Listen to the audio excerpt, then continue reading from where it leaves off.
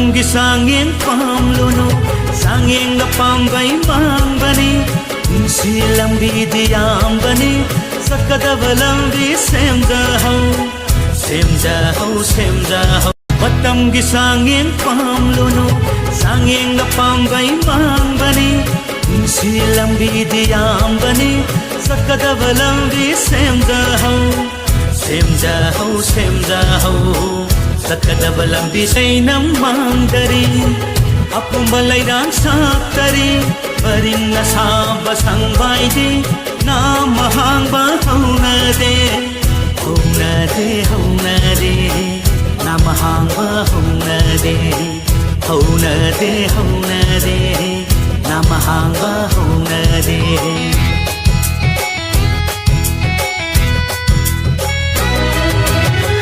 Upling lay namangdari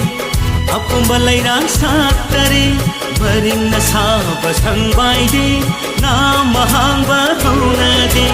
Lay salang di kaironu Tang na phangba tanjani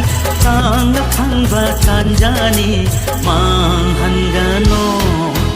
Matam gilay sa angawi Lay nam pagilo Haray kong galalono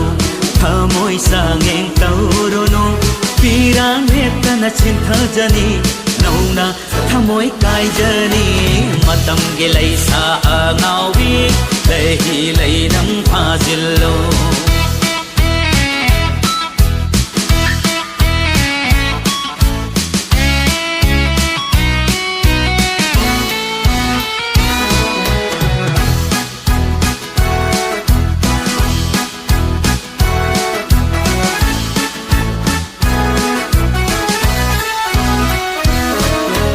Matamgi sangin pamluno sangin na pambay mangbani